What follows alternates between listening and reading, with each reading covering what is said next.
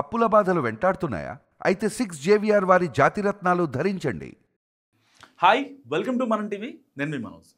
పులివెందుల, ఒంటిమిట్ట, ఉమ్మడి కడప జిల్లాలో జెడ్పీటీసీ ఎన్నికలు దాదాపు 30 ఏళ్ల తర్వాత ప్రశాంతంగా జరిగాయంటే అవుననే అంటారు ఎవరైనా. ఎందుకంటే ఇవాళ పోలింగ్ సరళిని మనం ఒకసారి పరిశీలిస్తే గతంలో గతంలో 2019 కావచ్చు, 2014 కావచ్చు, 2024 ఎన్నికలప్పుడు కావచ్చు, వైసీపీ ఎన్ని కుతంత్రాలు చేసిందో, వాళ్ళు ఎంత ఇబ్బంది పెట్టారో మనం చూసాం. కానీ ఈసారి కూటమి సర్కార్ దెబ్బకు నిజంగా వైసీపీ ఒక రకంగా కకావికలమైందని చెప్పాలి. ఆ మాట ఎందుకన్నాను అంటే, ఎందుకంటే గతంలో 2024 కావచ్చు, 2019 కావచ్చు, ఇలాంటి సమయాల్లో వైసీపీ చెయ్యని కుతంత్రాలు అంటూ ఏమీ లేవు. వాళ్ళకి ప్రత్యేకంగా యాప్లు పెట్టి కూడా వాళ్ళని ఓటర్లని ప్రభావితం చేసే విధంగా వైసీపీ చేసింది. కానీ ఈసారి దాదాపుగా 2 జెడ్పీటీసీలు కాబట్టి పులివెందుల, ఒంటిమిట్ట, ఈ 2 ప్రాంతాల్లో వాళ్ళు ఎంత పకడ్బందీగా చేయాలనుకున్నా సరే పటిష్ట పోలీసు బందోబస్తు మధ్య చాలా నీట్గా ఎన్నికలు జరిగినాయి. సో ప్రతి ఒక్క పౌరుడు బయటకు వచ్చి తను ఎవరికి ఓటు వేయాలనుకుంటున్నాడో వాళ్ళకి ఓటేసి వెళ్ళాడు. దీంట్లో ఏమాత్రం మొహమాటం లేదు. ఎందుకంటే దానికి కారణం వన్ అండ్ ఓన్లీ కూటమి సర్కార్ అని చెప్పడం. దీంట్లో ఏమాత్రం మొహమాటం లేదు. ఎందుకు చెప్తున్నాను అంటే, పొద్దు నుంచి మనం చూసుకోవచ్చు, ఎప్పుడైతే ఎన్నికలు సజావుగా జరగాలని పోలీసులు కొంతమంది ఎవరైతే లైక్ అవినాష్ రెడ్డి కావచ్చు, వాళ్ళ మెయిన్ అనుచరులు కావచ్చు, టీడీపీలో ఉన్న ఎవరైతే కొంచెం గొడవలు చేస్తారో అలాంటి వాళ్ళని ముందుగానే హౌస్ అరెస్ట్ చేశారు. నిజంగా అది మంచి పరిణామం. పార్టీల విధంగా పక్కన పెడితే వాళ్ళు అరెస్ట్ చేయడం వల్ల కాస్త గొడవలు తగ్గే అవకాశం ఉంటుంది. కానీ ఎవరైతే చుట్టుపక్కల వాళ్ళు ఉంటారో వాళ్ళ హడావుడి ఎక్కువైపోయింది. వాళ్ళు పోలింగ్ కేంద్రం దగ్గరికి రావడం కేవలం వైసీపీ వాళ్ళే, ఇంక ఏ రాజకీయ పార్టీ వాళ్ళు. ఎందుకంటే వాళ్ళకి ఇబ్బంది కాబట్టి, ఎక్కడ గెలవమో ఎక్కడ ఓడిపోతామన్న ఒక అభద్రత భావంతో వాళ్ళు నానా రచ్చకు దారితీశారు. పులివెందుల్లో 15 పోలింగ్ కేంద్రాలు, ఒంటిమిట్టలో 30 పోలింగ్ కేంద్రాలు. దాదాపుగా ఇక్కడ పులివెందుల్లో 10,000 మంది, 12,000 మంది, అక్కడ 17,000 మంది. సో వీళ్ళంతా చాలా జాగ్రత్తగా ఓటేశారు. సో ఓటింగ్ శాతం కూడా గతంతో పోల్చుకుంటే పెరిగింది. కానీ వైసీపీ ఇక్కడ ఏం చెప్తుందంటే, ఎందుకు ఇంకా కార్పొరేటర్లు, ఈ మున్సిపాలిటీ వాళ్ళు ఇంకా ఉండేది మహా అయితే సంవత్సరాలే కదా, ఎందుకు ఓటేయాలి? నిజంగా వైసీపీ బలపరిచిన అభ్యర్థులకు ఎందుకు ఓటేయాలి? మీరు ఒక్క రీజన్ చెప్పండి నాకు.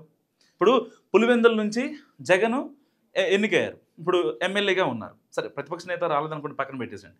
కానీ పులివెందుల నుంచి ఆయన వెళ్ళి అసెంబ్లీలో కూర్చొని మాట్లాడింది ఏది? ఆయనకు ఒక జెడ్+ సెక్యూరిటీ ఇచ్చారు, ఇంకా అన్ని రకాలుగా ఆయనకు సెక్యూరిటీ ఒక పైలట్ ఇచ్చి కేటాయించారు. ఆయన ఎటు వెళ్తారంటే అటు అక్కడ బందోబస్తులు ఇస్తున్నారు. అంతా పోలీస్ ప్రొటెక్షన్ గవర్నమెంట్ నుంచి వస్తున్నప్పుడు ఎప్పుడైనా ఆయన ఇన్నిసార్లు, ఈ 3 సార్లు జరిగినాయి కదా అసెంబ్లీ సెషన్స్, ఏ రోజన్నా వెళ్ళి జగన్ మాట్లాడారా? మాట్లాడలేదు. మరి పులివెందులలో ఇప్పుడు ఎందుకు ఆ వైసీపీ అభ్యర్థిని గెలిపించాలి అనే ప్రశ్న, ఇది నేను చెప్పేది కాదు, అక్కడ పులివెందులు కానీ ఒంటిమిట్ట కానీ అక్కడ ఉన్న ప్రజల్లో ఒక రేకెత్తిన ప్రశ్న అన్నమాట ఇది. సో ఇదే ఇవాళ పోలింగ్ పెరగడానికి దానికి ఒక దిక్సూచిగా మారిందని చెప్పాలి. సో ఇలాంటి నేపథ్యంలో చాలా చెదురుముదురు ఘటనలు జరిగాయి. చిన్న చిత్తగా చెదురుముదురు ఘటనలు కాదు, చాలా పెద్ద పెద్ద ఘటనలు జరిగాయి. జగన్ మేనమామ బరితెగింపు. సో ఈయన అక్కడికి వెళ్ళిపోయి డైరెక్ట్గా ఒంటిమిట్ట దగ్గరికి వెళ్ళిపోయి హడావుడి చేస్తాడంట. అక్కడున్న ఎలక్షన్ ఆఫీసర్స్ని, రిటర్నింగ్ ఆఫీసర్ని, వాళ్ళని వీళ్ళని బెదిరిస్తాడంట. అట్టెట్లా బెదిరిస్తాడు నాకు అర్థం కాదు. ఈయన ఏమన్నా అసలు అక్కడ అధికారా లేకపోతే ఏమన్నా ఎమ్మెల్యేనా? అంటే జగన్ మేనమామ అని చెప్పి నువ్వు బరితెగిస్తానంటే అక్కడ ఉన్న పోలీసు అధికారులు, సిఐ స్థాయి క్యాడర్లు, వాళ్ళు ఉన్నవాళ్ళు, ఇటు ఎలక్షన్ ఆఫీషియల్స్, నువ్వు చేసేది మొత్తం చూస్తూ ఉండాలా? ఎట్లా ఉంటారు? ఆయనకి గట్టి బుద్ధి చెప్పారు. అండ్ ఇంకోటి ఏంటంటే, పోలీసుల కళ్ళు కప్పి వైసీపీ కార్యాలయంలో అవినాష్ రెడ్డి, ఇది అసలు మామూలు ట్విస్ట్ కదా భయ్య. ఎప్పుడైతే మనోడిని హౌస్ అరెస్ట్ చేద్దామని చెప్పారో ఎలాగైనా సరే బయటికి రావాలని ఫిక్స్ అయిపోయాడు. సో మళ్ళీ ఎందుకంటే అందరికీ ఈయన కింద ఉంటారు కదా, ఒక 4-3 ఉంటారు కదా, వాళ్ళందరికీ చెప్పాలి ఎక్కడ ఏం చేయాలి, ఒంటిమిట్ట దగ్గర ఏం చేయాలి, ఇంకా పులివెందుల దగ్గర ఏం చేయాలి, ఇలాంటివి మొత్తం చెప్పాలి. కాబట్టి పోలీసులు కళ్ళు కప్పేసి పారిపోయి ఆ పోలీసు వాళ్ళు ఈయన్ని వెంటబడుతుంటే ఈయన పోయి వైసీపీ ఆఫీసులో కూర్చున్నాడంట, పులివెందుల వైసీపీ ఆఫీసులో. అక్కడి నుంచి నడిపిండి మొత్తం సమాచారం మొత్తం అందరికి దగ్గర. తర్వాత జగన్ మేనమామ పంపించిండు, ఇంకొక 4-5 వెంకటరెడ్డి, సుబ్బారెడ్డి ఆలయాలను పంపించి మీరు చేయాల్సింది చేయండి, నేను చూసుకుంటూ కావాలంటే అని చెప్పి, అక్రమస్తులు అని చెప్పి మనం సాయంత్రానికి కూటమి సర్కార్ని తిడతాం అని చెప్పి అక్కడ వైసీపీ కార్యాలయం నుంచి ఆయన చేసిండు. సో ఇలా వైసీపీ వాళ్ళు చేసినవి చేయనివి నేను చెప్పినవి మీకు చాలా తక్కువ, కానీ వాళ్ళు చేసినవి చాలా ఎక్కువ. ఎందుకంటే ప్రతి ఒక్క కేంద్రం వద్ద, ప్రతి ఒక్క పోలింగ్ కేంద్రం వద్ద వాళ్ళు వెళ్ళి వాళ్ళ బరితెగింపులు కానీ అంతా ఇంత కావు. ఎందుకంటే వాళ్ళల్లో ఒక అసహనం ఏర్పడుతుంది. ఎందుకంటే మార్పు ఒకచోట కాదు, కడప జిల్లాలో మార్పు అనేది దాదాపు 30 ఏళ్ల తర్వాత ఇది మొదటిసారి కేవలం కూటమి సర్కార్తోనే సాధ్యమైంది. సో ఇలాంటి మనం ఘటనలు ఇంకా మనం చూస్తాం, నెక్స్ట్ టైం కూడా చూడబోతున్నాం. ఎందుకంటే ఇలాంటి టైంలో గతంలో 2019 తీసుకోవచ్చు, 2024 తీసుకోవచ్చు. ఇలాంటి టైంలో కడప జిల్లా పులివెందులలో సమస్యాత్మక ఒక కేంద్రం అది. ఇలా ఇలా ఉమ్మడి ఆంధ్రప్రదేశ్లో కొన్ని తీసుకుంటే దాంట్లో ఫస్ట్ ప్లేస్లో ఉండేది పులివెందుల. సో అలాంటి పులివెందుల్ని ఇవాళ జనాలకి వాళ్ళకి బయటకు వచ్చి వాళ్ళకి నచ్చిన నాయకుడికి ఓటేసే అవకాశాన్ని వాళ్ళ కూటమి సర్కార్ ఇచ్చింది. సో కట్ చేస్తే ఏంటంటే ఈ ఒంటిమిట్ట పులివెందుల్లో దాదాపు ఓటింగ్ శాతం 80 నుంచి 85 మధ్యలో పోలేదు. కాబట్టి ఇలాంటి నేపథ్యంలో ఎట్టి పరిస్థితుల్లో కూటమి సర్కార్ బలపరిచిన అభ్యర్థి గెలుస్తాడని చెప్పి కూడా ఇప్పటికే చాలా సర్వేలు చూసాం, మనం రిపోర్టులు చూసాం. ఎట్టి పరిస్థితుల్లో కూటమి సర్కారే గెలుస్తుంది.